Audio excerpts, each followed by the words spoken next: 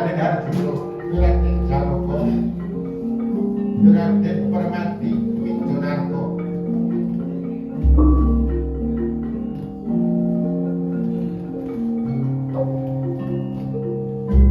Jasa Satya bagus pangane kali kowe busana pramila ora nukal kan dados pitunganing para wadya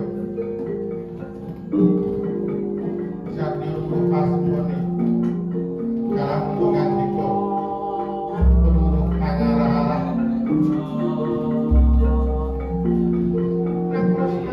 ngembang sukowo loro tenadyane ana kadhiraken perpakuna kawan Kiluras Marbuduna yang lo garek Petruk semau kebagung mangkono kepareng Kurmeng daya payu dasmarane griya kawijil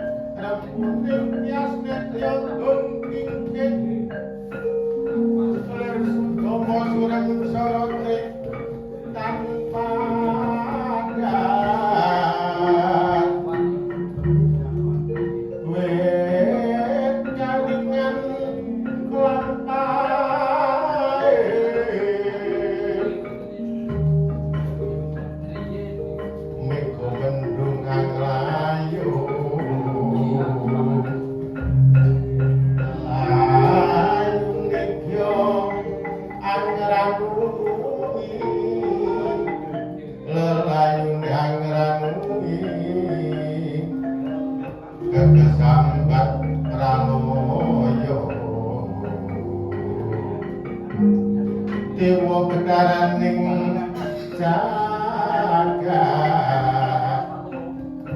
yakti lilo prakteng kantoko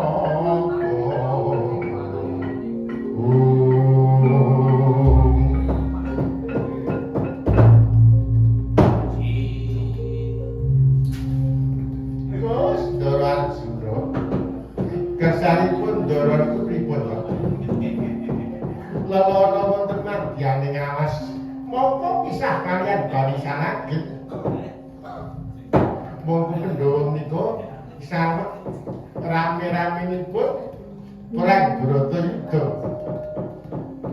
sakmenika sampun dumugi 18 dinten prayogi menapa Ndara boten kondur mawon dhateng pakuwon Bupalawiya manunggal dhateng para kadang Kakang Putrajaya. Dos pundi Gus?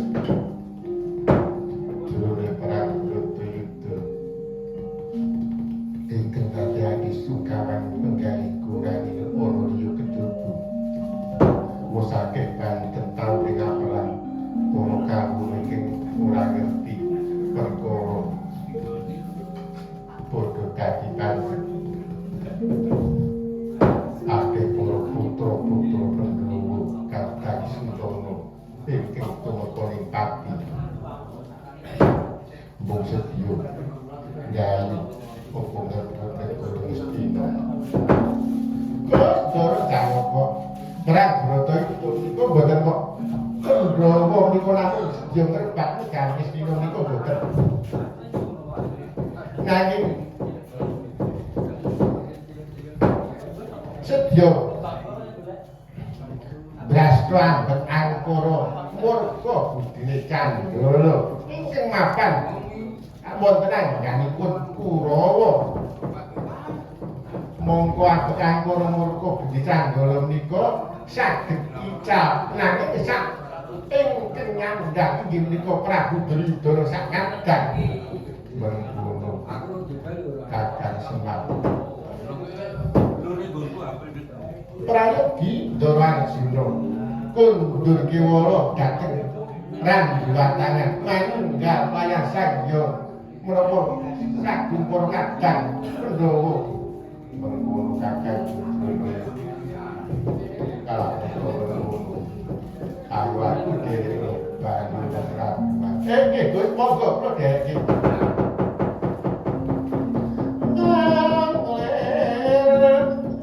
kawaning kang Sinowati gawe kelar nalar jombak susu diro pamo sang mangrempah surung bongkoro kau mangsa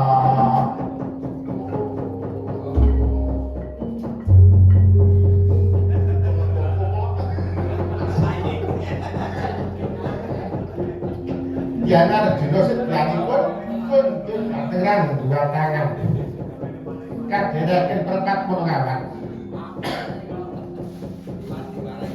dereng ngantos menyang palenggan Diana Arjuna katempuh lampahe mampu ora kaya pedhoting mantu praptanipun Raden Jayawiruka ingkang wis nganti wadya segras papan mangko cipta wiring kaliru ayo bocah pedulun ngopo-ngopo iki ono medhane ngalas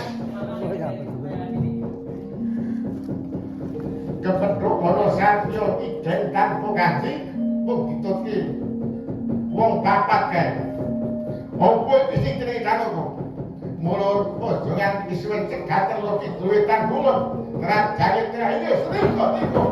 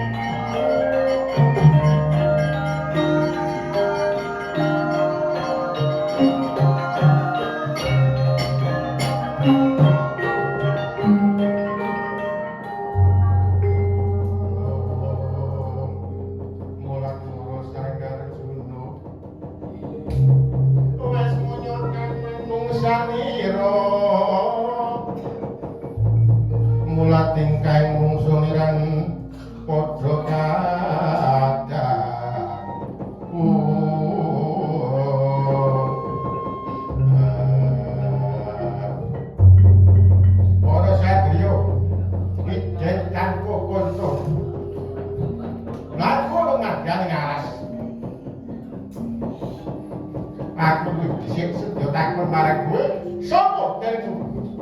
Balik suruh aku gede takon kowe sapa? Para satrio gagah pitiksa. Merebeti marang aku. Apa? Iki satrio sapa Gendara? Aku Jaya Wiluka. Jaya Wiluka dasar yoto. Kowe sapa? Satrio matu pura pamadyan Gendara. Aku Janaka. Janaka. Dasar bejo kemaya sinumbuya kangelan. Iso kepanggih padha dhewe karo Janaka. Kalemu Jaya Wiluka merduki karo Janaka. Janaka. Aku mundi gawe Kang Mas Tri Gantawati. Aku supaya mupaya karo kowe. Mula ora perlu ngenteni apa bucih golekmu. Aku lunga tanganmu loro tak godhog. Aku lunga golekmu tak tukil. Tak cangking sirahmu kanggo pengewale-wale.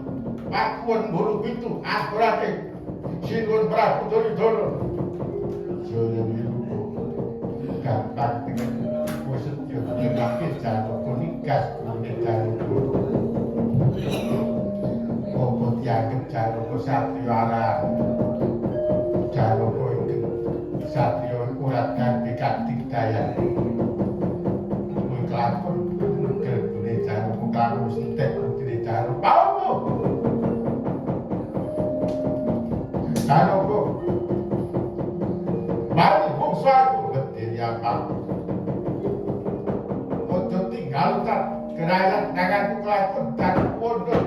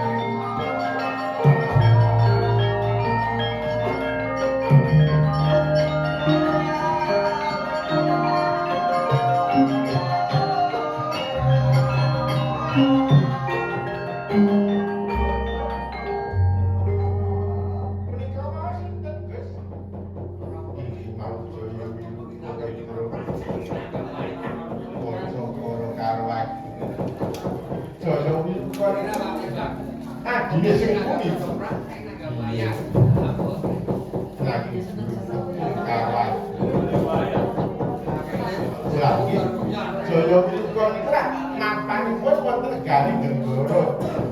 Boten namung kalih sing puniprang niku nggih dereng tepang kalih panjenengan. Jaya Wiluka Sidaya. Lah, prayipun Jara lajeng nglepasaken dedamel. Supados Jaya enggal sirna prayoga mengkono itu. Angastra sang dewa tulya Gusti Sora Buntara Rukmini kadhe Swara tumilan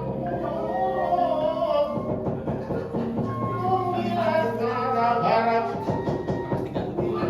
manjat ngayat dengan bangun jenggu mandung Prapristo sinok neng raga bileting brojo makadi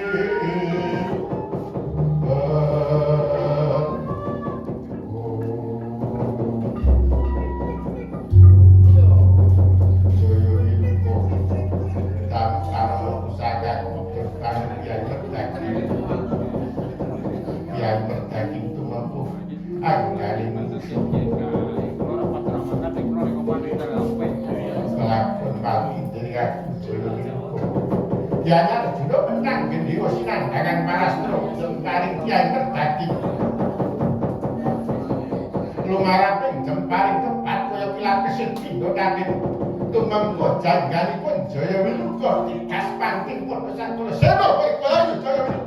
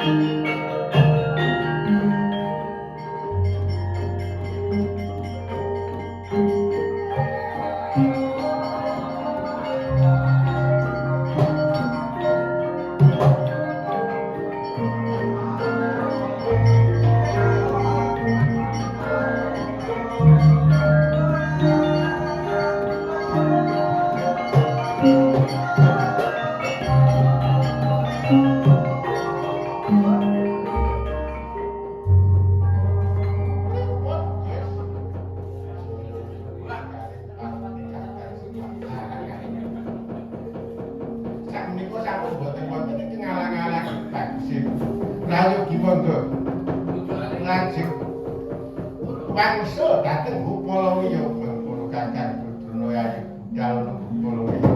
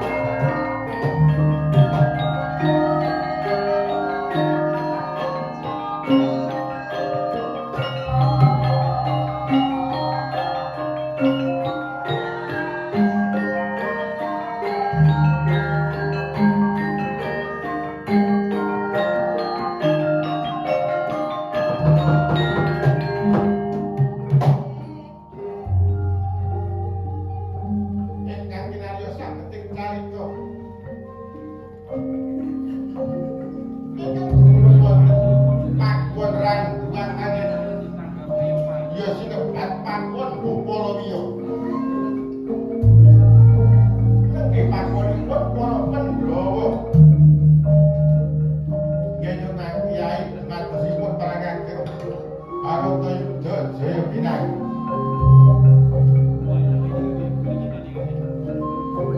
Ingkang kepareng pirangka ketungguling pakon rangkuane kanggih punika warnanira Nalindra Wirata Dedula Prabu Matswapati ya Prabu Matswapanata ya Raden Durgandana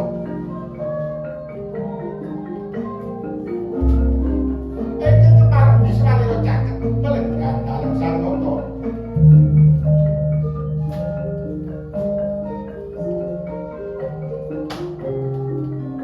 Anggih punika nata ing Amarta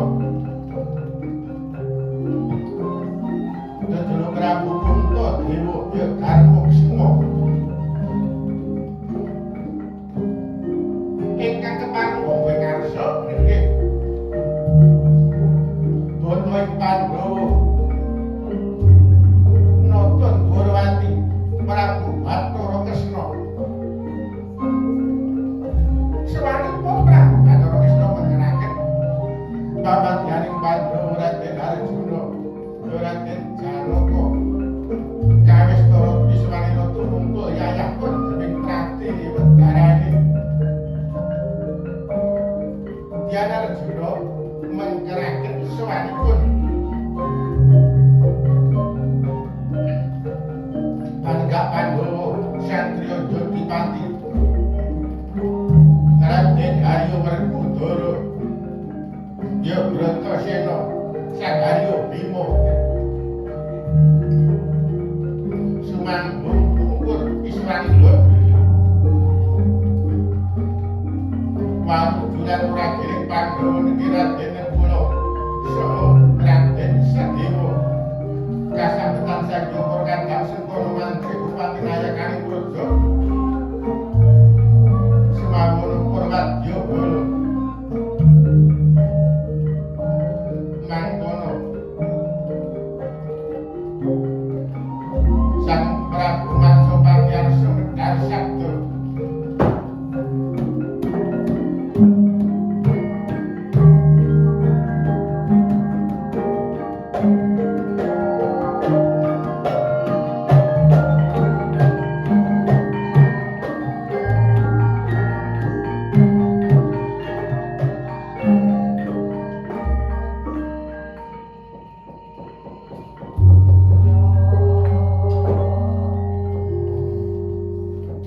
Narendra Marutama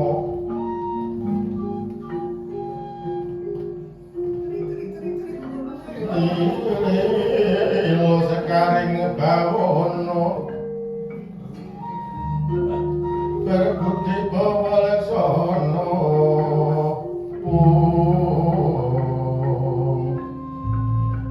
mengkuliring kasujanan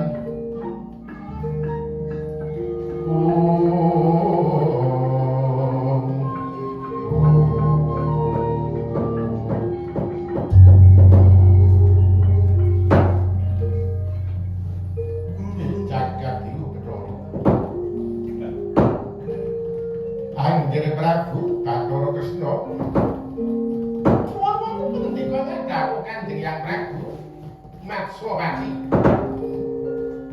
bebasan pindha ngentosi sileping baita gabus ngambaning Sela Kresna kula ngantu rawuhipun wayah Prabu Dwarawati kula niki Kanjeng Hyang wayah Prabu aku sedya mundhut priksa parang kawartane paperangan Tegal Wuru kepareng matur sampun Kanjeng Hyang Prabu Matswapati sing lupat dening sang Drotangsa. Iya. Nah kula semanten sak sedanipun Yayi Prabu Soekarno Kurawa sampun njunjung Senopati. Ingkang dipun njunjung Senopati Paman Prabu Mandaraka.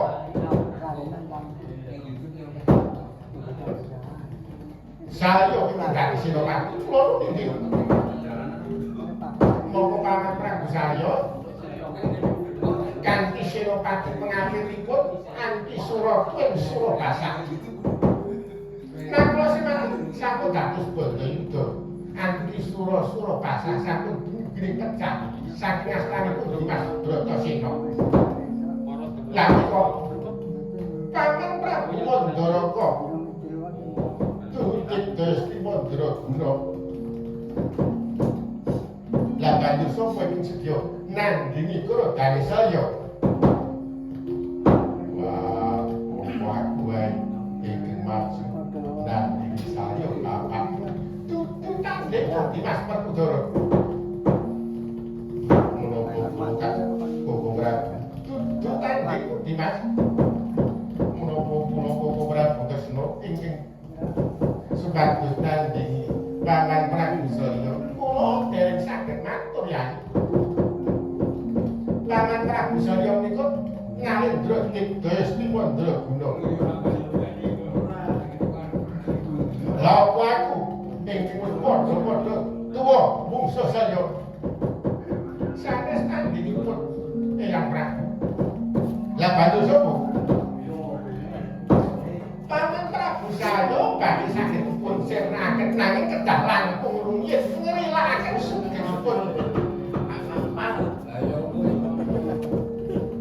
Bantu sapa? Ingkang supaya nandingi karo dane saya. Mboten sanes ingkang caket kaliyan Paman Prabu Mandaraka inggih punika Dimas Nekula Tuwin Sedewa. Wah, sesuk kakang pun kapuk Nekula Sedewa basa jutusan. Perkara wong perang ora kok ngendheke bebani jutusan perang. Nanging kudu nganggo akal. Dimas Nekula Sedewa. Kula ora. Jeneng kula dina iki tak putus sowan ana ngesane Paman Prabu saya.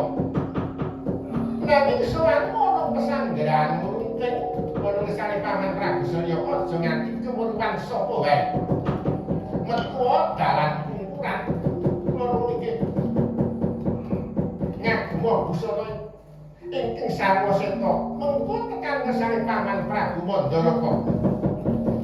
Banjur pasrah kanthi urip cukup tengkono Paman Prabu Mandaraka wis tanggap apa iki mbok karepake kula niki. Bapak Prabu kanthi sedika Kanjeng Hyang Prabu apa Nekula Dewa. Kula tambahi pangestu nuwun pamit sowan dhateng pesanggrahan mungkin kesalipun Paman Prabu Salya. Ya. Pelungsen tak bakal muga-muga lebeng karya. Yayi Prabu Puntadewa kepareng. Dinten nika kula boten saged pisah kaliyan Yayi Prabu Puntadewa. Kedah kula dherekaken Yayi Prabu. Monggo Koko Prabu Tresna.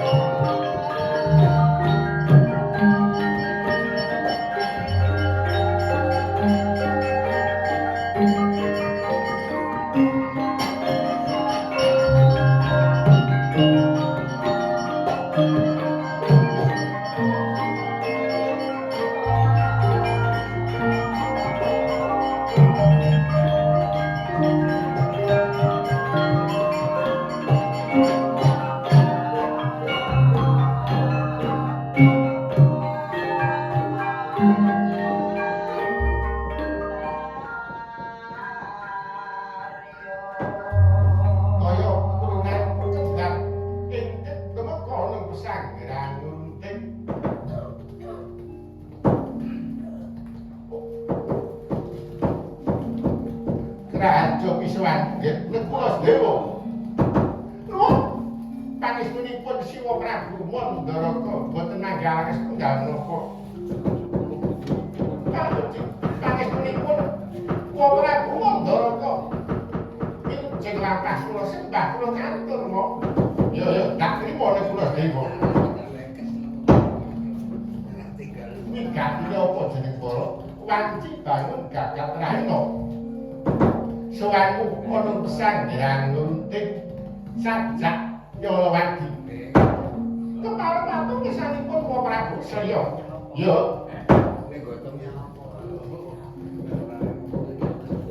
Kepala nyuwun priksa mo. Ya. Menapa kepara estu Siwa Prabu Salya dinten menika dipun junduk minangka jedering Maha Senopati. Ya. Aku ingin pinercaya dening Prabu Duryudana.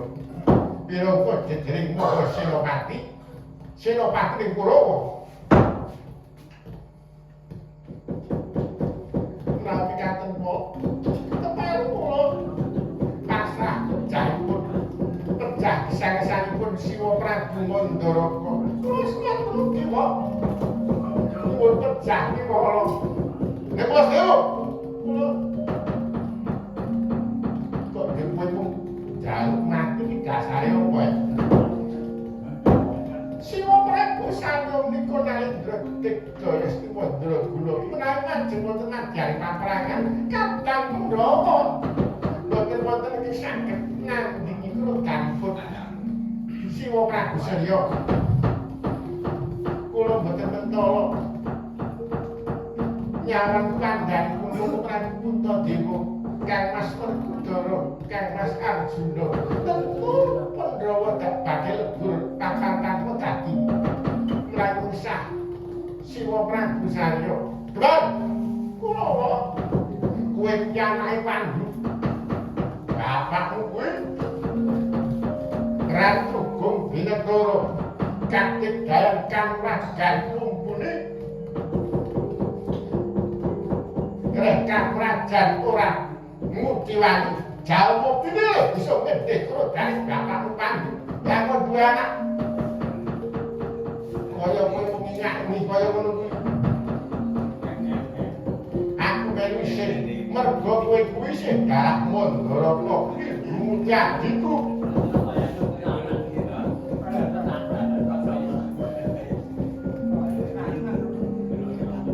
Mestine kowe ngerti aku ingin jumeneng Senopati, umurip kang kaprawiranmu. Aja mawas, aku iki wakmu, aku iki pepundhenmu. Sesuk jar padang ana madani blagang payudan, kowe maju madani paperangan, tangkep jojokan peran bau genti milang tatu.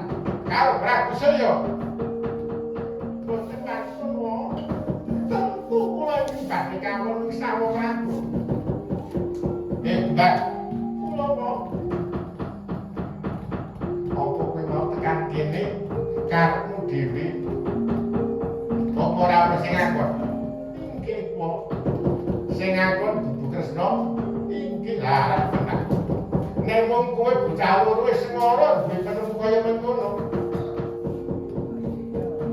Aku wis ngerti apa iki digarapake basa Pandhawa ya.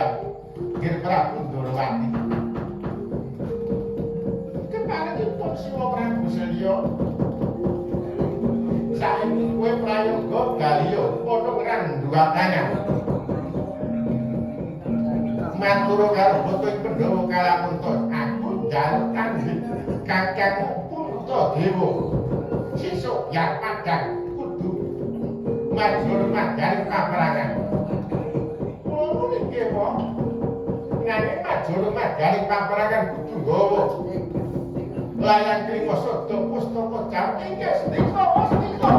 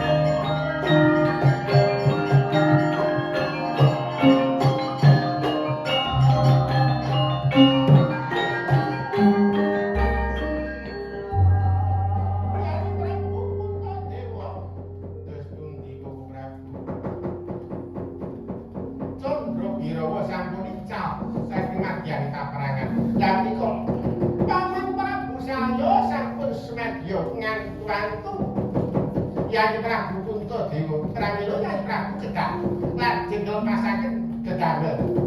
Ngono inggih Bapak Prabu.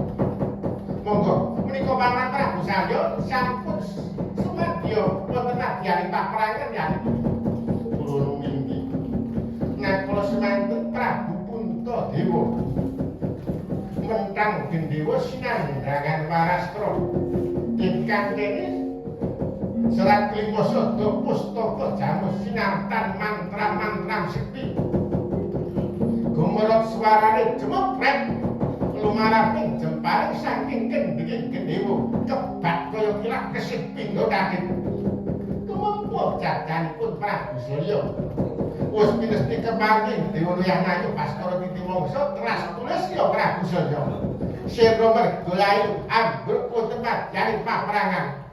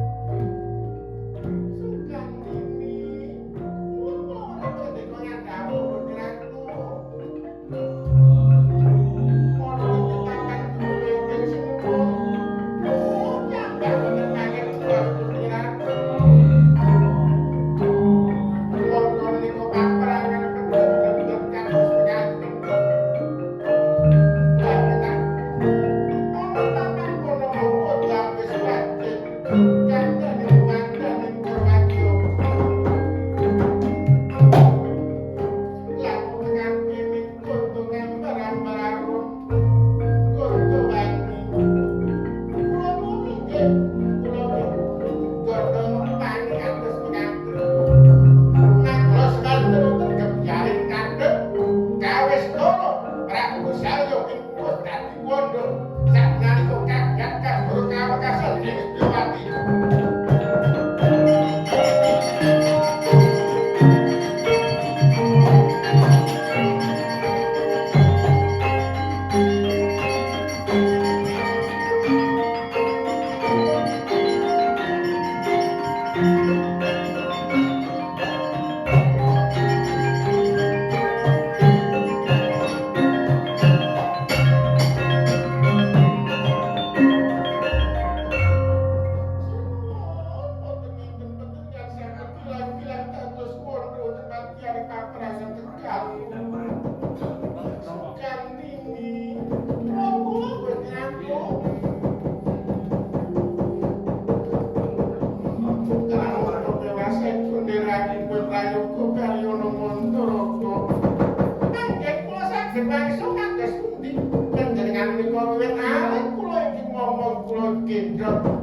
Carnyaken dewasa panjenengan mukti wonten negari Mandharaka kula runut ngeyuk wonten negari Mandharaka.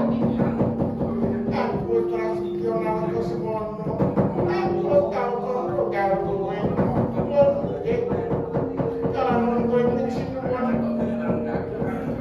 mukti aku melu ngeyuk kalamun kowe ning sinuwun tumekaring pati aku kudu telo nganti.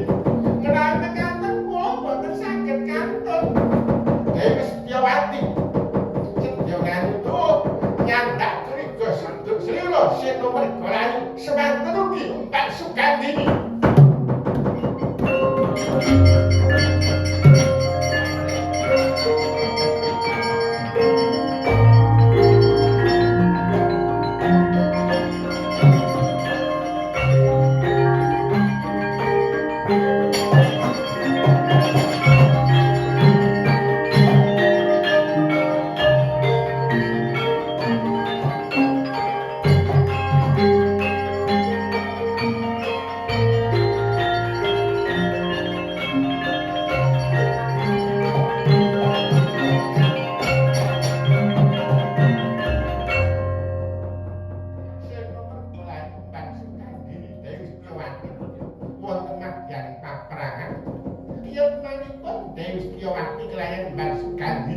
Sesarengan yitmanipun Prabu Sayatwin Begawan Ragaspati mingkah dhateng Kahyangan.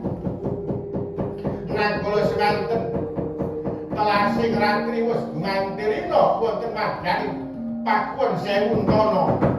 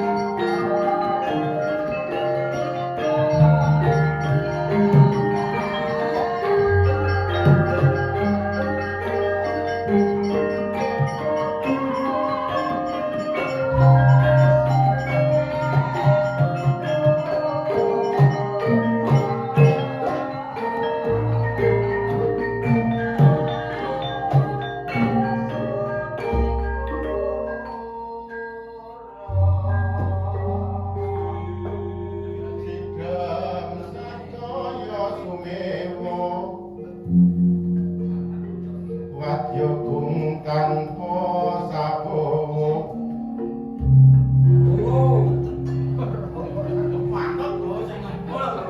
Kawarang banjir sang narko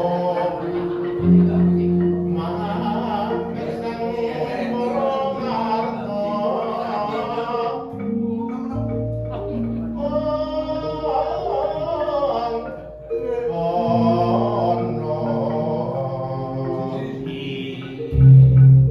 Sasak maneng jawoto Sari Mangraras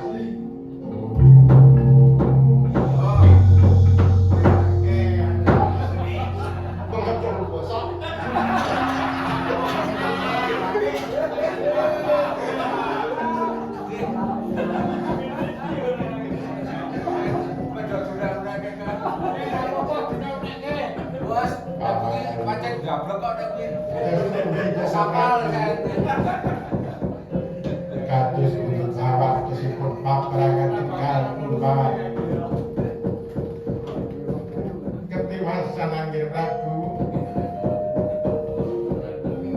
anak kula kalih anti sura pasah pecah saking astanipun Kudara adi kula Jaya Niluka miturut pelakuranipun Wadya dumugining sirna saking astanipun Janaka malah katemben punika Koko Prabu Salya sampun digiling pecah awit saking astanipun Anggir Prabu Puntadewa sampai telas Senopati Kestirowati inggih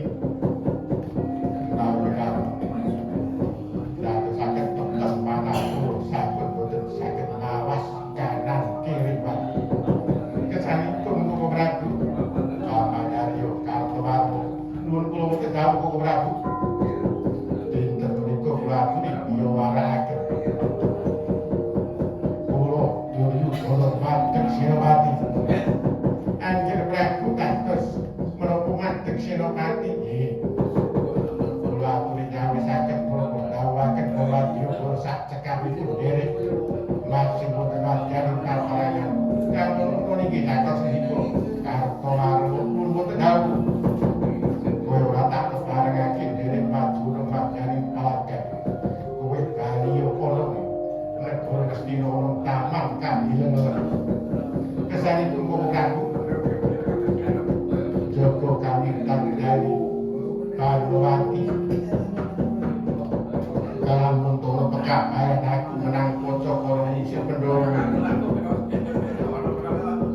Panowati cedak sing becik ngirit para putih mapak bali pusaka paprangan iki dateng sediko kalamun tono pekabaran aku kalah anggere pocok karo pendoro gedene aku tekani pati Panowati kawanan tiga aku rali kalah untuk Panowati tapi putri boyoran ini datang sedikit yuta baik-baik untuk Koko Prabu cepat makan Kartowarma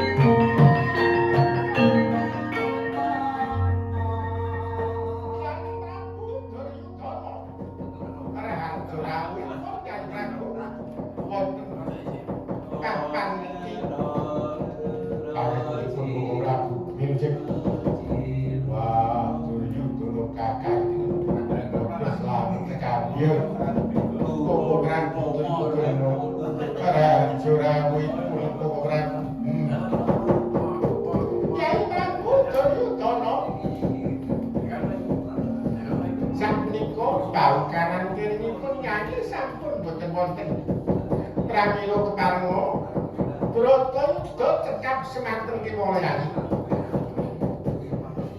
Kyai Prabu Duryudana kuladina netepi kewajibanipun ngunduraken negari Ngastina dhateng astanipun para Pandhawa negari Indraprastha sajajangipun dhateng Kadang Pandhawa. Bratayuda boten perlu dipun lajengaken Kyai Prabu Duryudana lan Pandhawa dados kadang sepuh kadang enem. Dos pun Kyai ketinggalipun Kyai Prabu Duryudana desaken nampi atur kula. Menapa perang Bratayuda kedah dipun lajengaken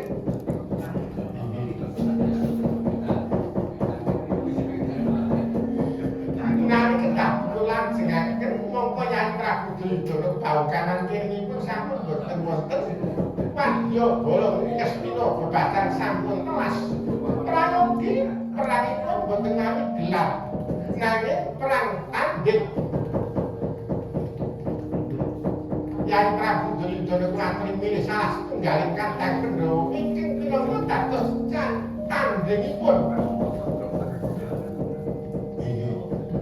Monggo Kyai menapa Kyai Prabu Duryudana milih tanding Kyai Prabu Puntadewa menapa Dimas Nekulasdewa menapa Dimas Arjuna menapa Werkudara.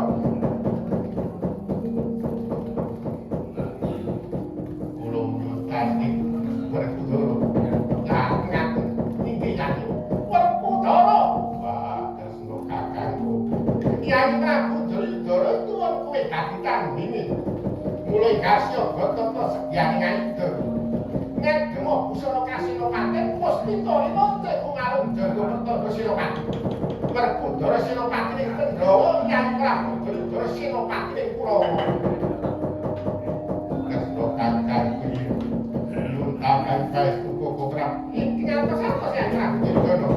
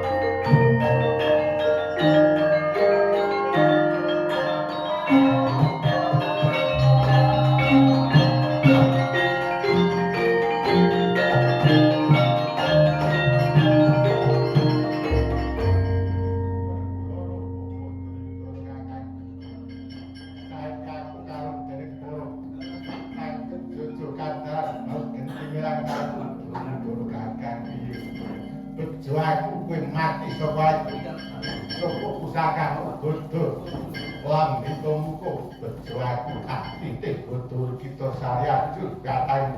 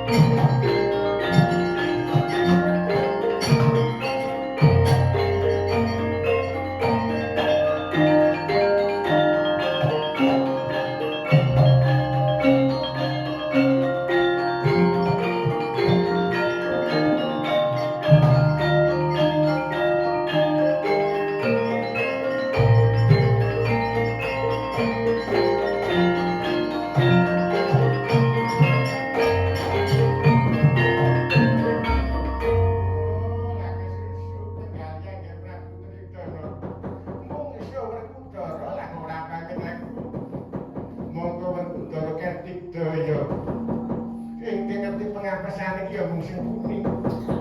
Mergo nalika lakon rebutan Lengatala. Pedhaan Lengatala Werkudara kuwi iki medhai Koko Prabu Destarata. Monggo Koko Prabu Destarata kuwi caca nedya. Ana ingkang ora kanggo Lengatala ya kuwi pilingan ingkang tengen. Piye kanggo? Sedya paring pambantu karo Kanjeng Prabu Duryudana. Ngaku ketok nyewangi apa menang kok dianggep kalah.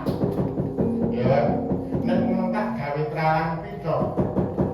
Tak nyet piringan kuwi tengen. Muga-muga Kanjeng Prabu Duryudana tanggap karo sasmitaku.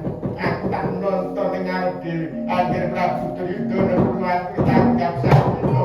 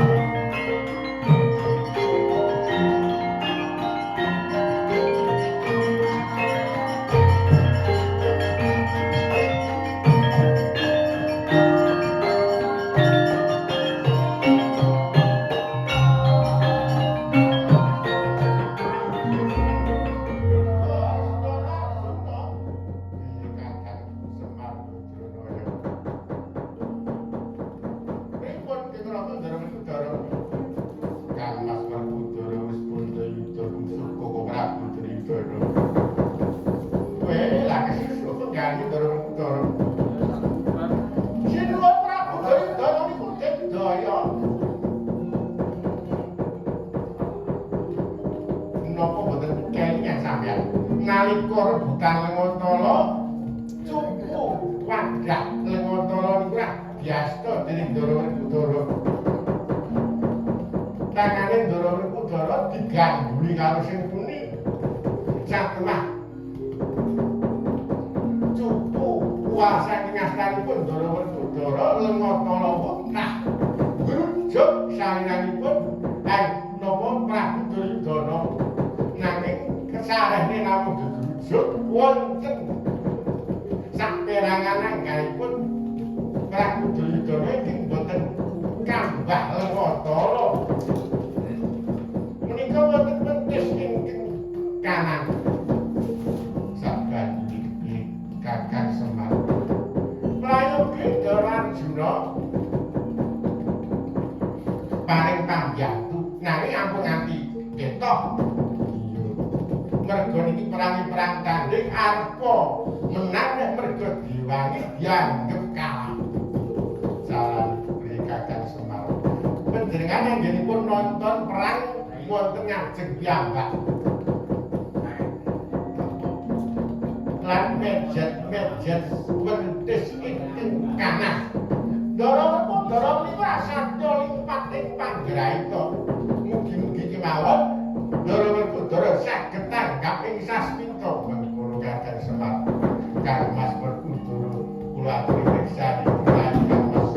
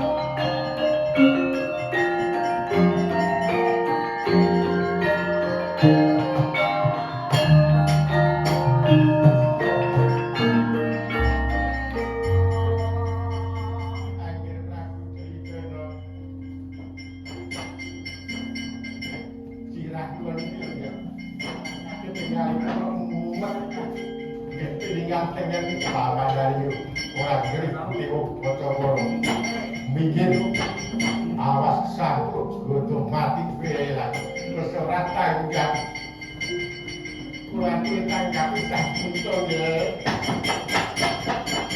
Mas berputu wis urung iki Mas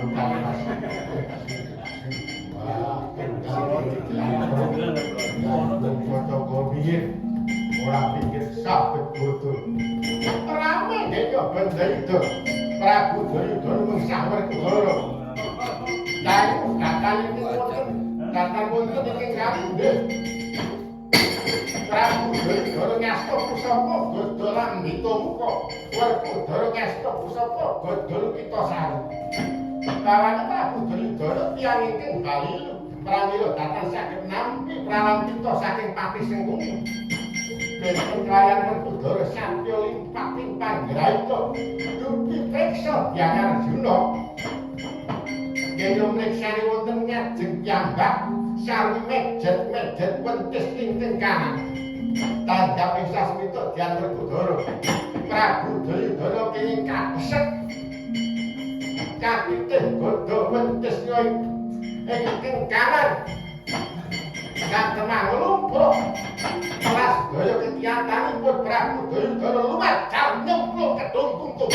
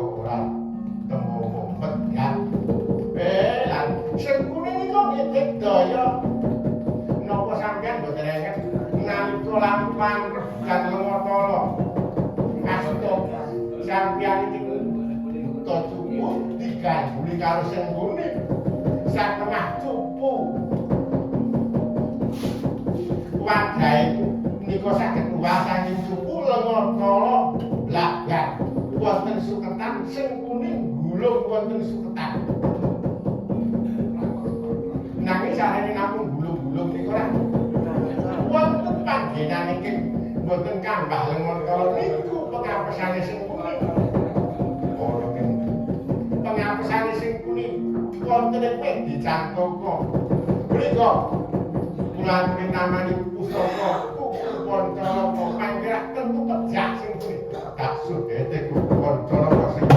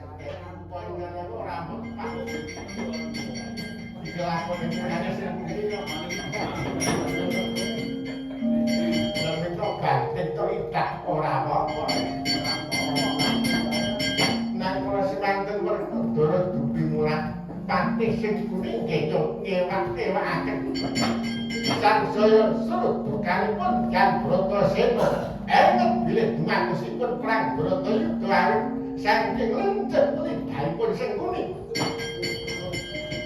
pramila Patih sing kuning dipun candhak sigra dipun jungkir para pamriksa saged nggambaraken bilih Patih sing kuning dipun jungkir mestaka wonten ngandhap suku wonten inggih tentu agenanipun lembreh mengandhap sedaya nek dicantuka ketingal sigra ditangani kuku Pancalaka Patih sing prisena terbelai dipun kelacap mandi prasetyanira pribadi nalika Kresna manjing dadi duta Patih sing kuning ngoncaki gedhang gawaken prastya negara Ngastina klakon ketika tangane Pandhawa kelamun sing kuning wis glinting kuwandane kaya gedhangun sian Patih sing prisena bergelayu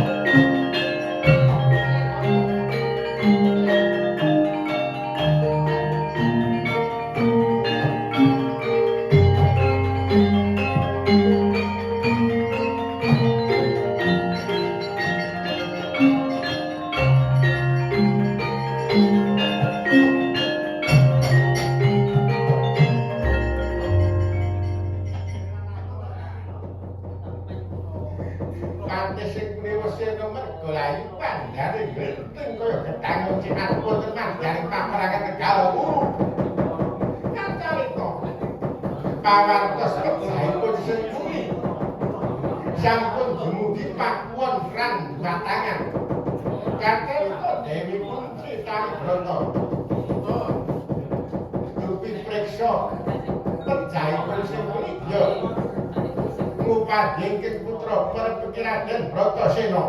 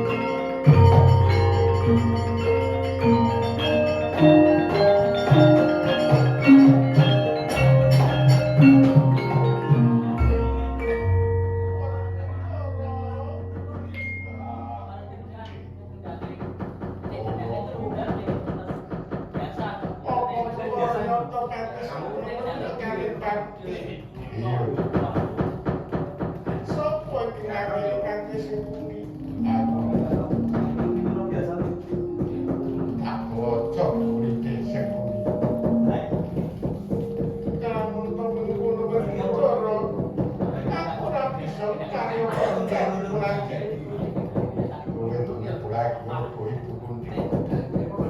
Aku yo ngaku temben kalamun terus ngaku lagi sing kuwi. Apa ora kelingan aku lho. Ora oya aku dikira aku iki dilekil watana. Aku bantu diadul-adul dening sing kuwi.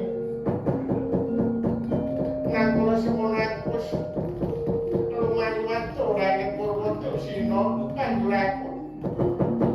Diparingan kemane jebah Rama biasa. Nek mung butuh lagi sing kuwi. Ora kuwi kae. Isih kena nek kok kepet.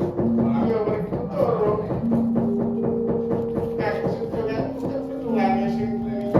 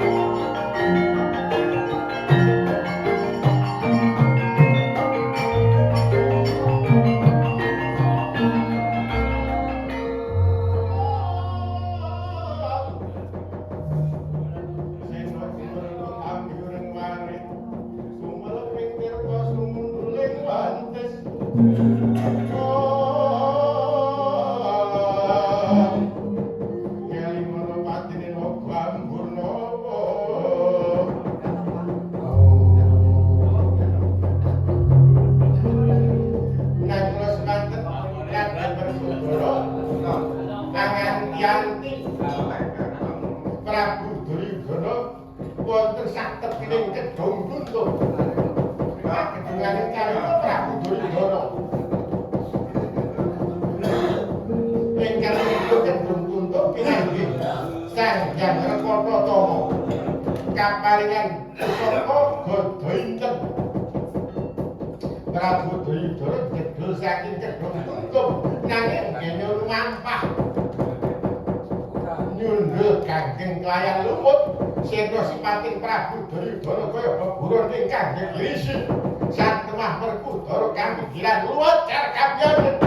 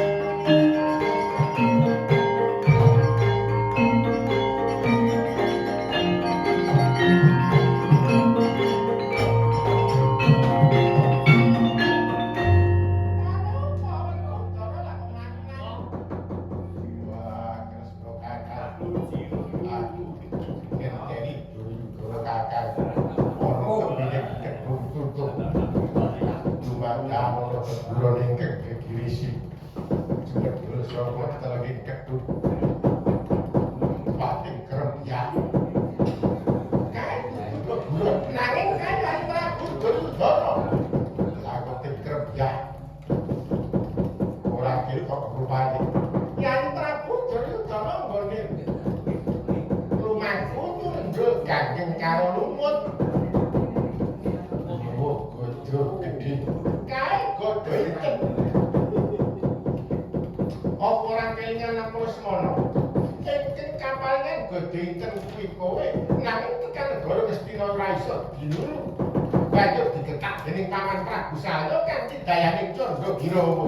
Ya kae godho item ing biyen kae. Mula papakno Nyai Prabu Daridara tak pedhone.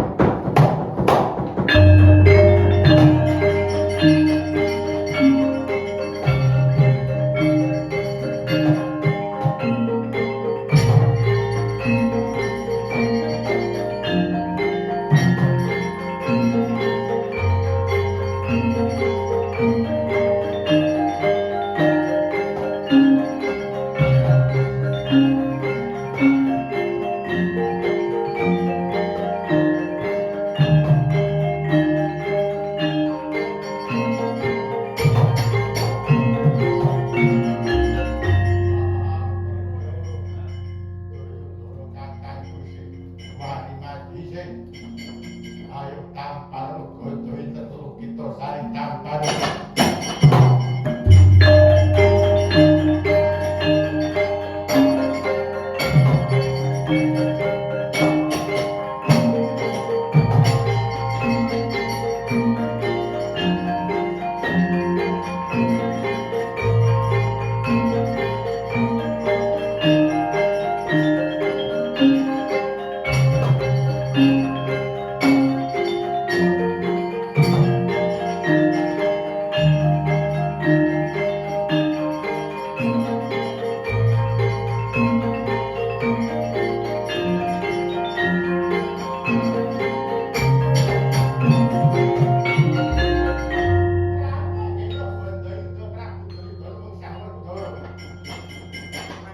Prabu Daridara ngasta pusaka godho item Werkudara ngasta pusaka godho Lukitasari.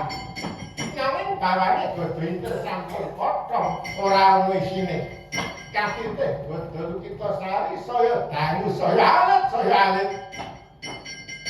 Semulena kaprayitan Prabu Daridara kenging katite godho sawah kang tapa sigra kacandhak dening Werkudara.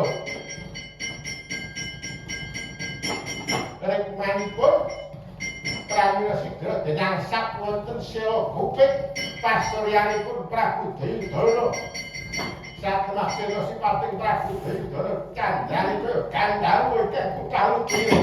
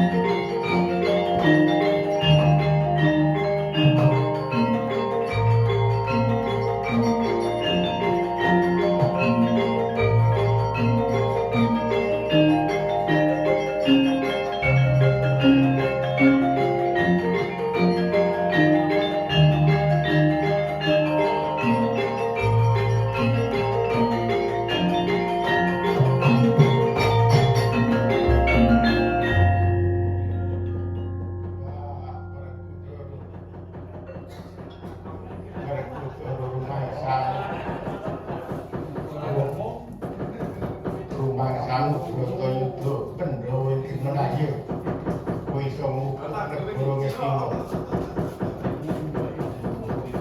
Nanging negara Ngastina bandane wis entek tak burakat perang.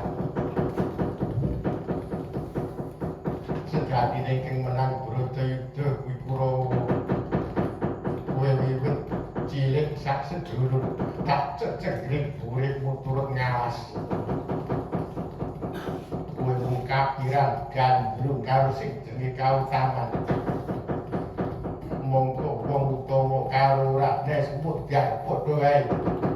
Beda karo Duryudana sak sedulur. Urip ana kraton. Dahar sekejo. Ngurmokke. Uyon-uyon.